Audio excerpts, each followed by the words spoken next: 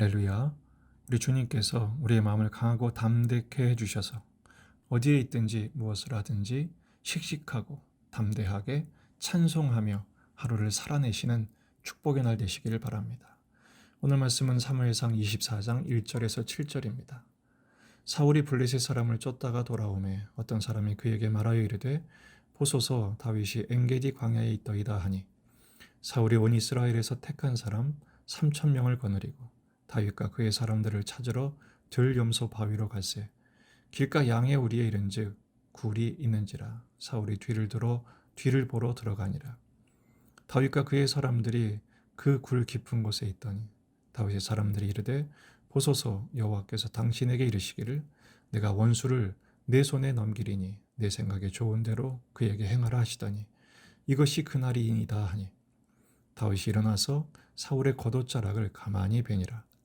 그리한 후에 사울의 옷자락 뱀으로 말미암아 다윗의 마음이 찔려 자기 사람들에게 이르되 내가 손을 들어 여호와의 기름 부음 받은 내 주를 치는 것은 여호와께서 금하시는 것이니 그는 여호와의 기름 부음을 받은 자가 되민이라 하고 다윗이 이 말로 자기 사람들을 금하여 사울을 해하지 못하게 하니라. 사울이 일어나 굴에서 나가 자기 길을 가니라. 아멘. 본문에 계시된 주님은 어떤 분이신가? 복수의 기회를 날려버리는 믿음을 기대하십니다. 블레셋을 쫓아갔던 사울이 일이 진정되자 다시 돌아옵니다. 다윗을 추격하는 일에 복귀합니다. 당시 다윗은 엔게디 광야에 있었고 그가 거기에 있다는 첩보가 들어가자 뽑은 군사 3천 명을 거느리고 출동을 합니다. 그때 들염소 바위로 와서 굴에 뒤를 보러 들어갔다 그랬죠. 관주를 보면 발을 가리러 갔다 이렇게 되어 있는데 이건 히브리어 관용구입니다. 용변을 보러 간 것입니다. 마침 다윗 일행이 거기 숨어 있었죠. 그때 다윗의 수하가 다윗에게 말합니다. 여호와께서 원수를 넘기신 것입니다. 오늘이 그날입니다. 절호의 찬스입니다. 그러나 다윗은 조용히 일어나 사울의 옷자락만 가만히 봅니다. 오히려 5절에서는 이 옷자락 벤 것으로 인해서 마음이 찔렸다 그랬죠. 가슴을 친 것입니다. 왜 그렇습니까? 하나님이 기름 부음 받은 내 주를 치는 것은 하나님이 기뻐하시지 않는다라고 생각했기 때문입니다. 그러면서 수하들에게 사울을 해치는 것을 금하게 명령을 하지요. 이때 사울은 일어나서 굴에서 나갑니다. 자기 길을 갑니다. 전혀 무슨 일이 일어나는지 눈치채지 못한 채 말이죠. 사울은 계속해서 자기밖에 모르는 사람, 눈이 닫힌 사람, 성령이 아닌 악령에 지배된 사람으로 묘사되고 있습니다. 여기서 우리는 4절에 나오는 그 다윗의 수하의 말을 한번 조명할 필요가 있습니다. 하나님의 원수를 내 손에 넘긴 것입니다. 내 생각에 좋은 대로 하라고 말씀하시지 않았습니까? 라고 말하죠.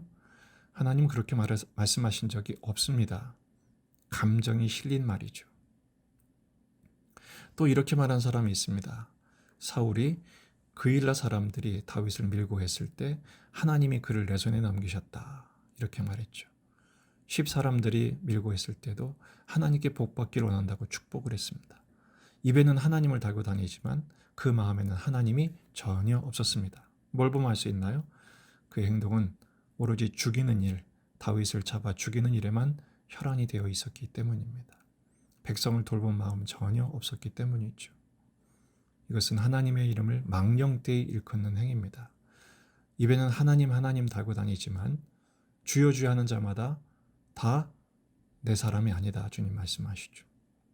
진심으로 마음에 주님을 모시고 주님의 뜻대로 사는 사람이 참된 믿음의 사람인 것입니다. 오늘 본문에서 다윗은 의외의 선택을 합니다. 정말로 복수할 수 있는, 원수를 갚을 수 있는 절호의 기회를 날려버립니다. 그토록 자기를 죽이려고 달려들고 억울하게 쫓기는 상황에서 이 고생을 하고 있는 장본인이 누굽니까? 사울이죠. 그를 죽일 수 있는 기회인데 그 기회를 날려버립니다. 내려놓은 것이죠. 왜 그랬을까요? 도대체 왜 그랬을까요? 두 가지 때문입니다. 첫째는 주권신앙입니다. 그래도 사울은 아직 하나님이 기름 부으신 왕입니다. 비록 하나님이 버리셨고 폐위되었지만 그것 때문에 죽여도 명분은 충분하지만 끝내시는 것도 하나님이셔야 한다고 믿었기 때문입니다. 세우시는 것도 하나님, 끝내시는 것도 하나님의 몫이라고 그는 굳게 믿고 있었습니다. 사울이 마치는 것뿐 아니라 자기가 살고 죽는 것, 기름 부음을 받았지만 왕의 즉위하는 것도 오직 하나님께만 있음을 믿었기 때문입니다. 복수의 권한도 하나님께만 있다고 믿었던 것입니다. 로마서 12장 19절 내 사랑하는 자들아 너희가 친히 원수를 갚지 말고 하나님의 진노하심에 맡기라 기록되었으되 원수 갚는 것이 내게 있으니 내가 갚으리라고 주께서 말씀하시니라. 모든 권한은 하나님께 있고 원수 갚는 권한까지도 하나님께 있음을 다윗은 믿은 것이죠. 두 번째, 전적인 의존 신앙이 있었기 때문입니다. 다윗은 조용히 옷자락만 벤 것이 결코 아닙니다. 다윗이 굴에서 지은 노래들이 몇 개 있는데요.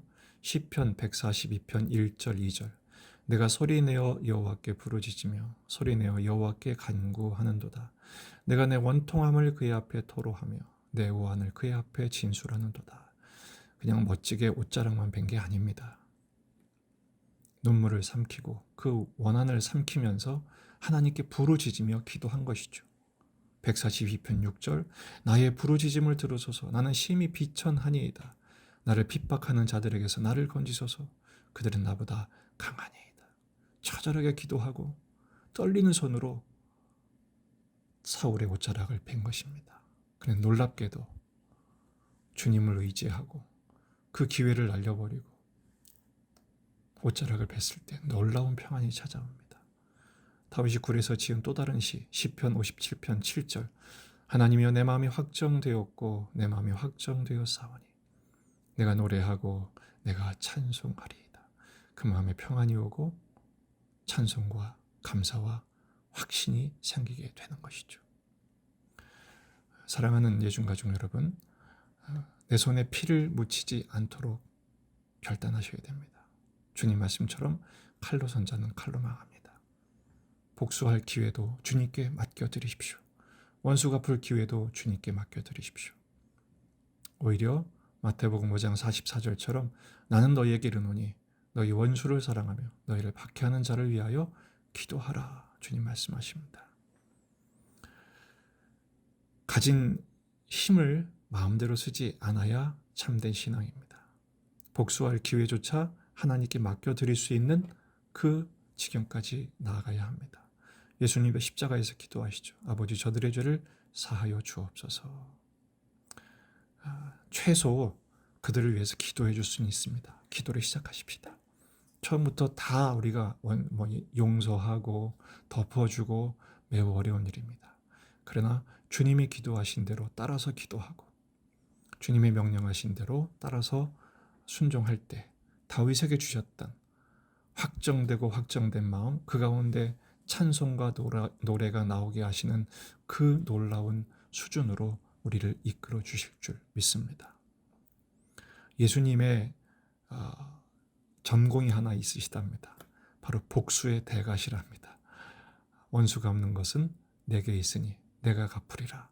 복수, 원수 갚는 것, 대가이신 주님께 맡겨드리고 우리는 주님이 가르쳐 주신 대로, 명령하신 대로 실천하는, 사랑을 실천하는 자녀다운 자녀, 멋진 신앙인으로 주님의 뒤를 따라가는 십자가의 길을 걷는 저와 여러분이 되기를 주의 이름으로 축복합니다.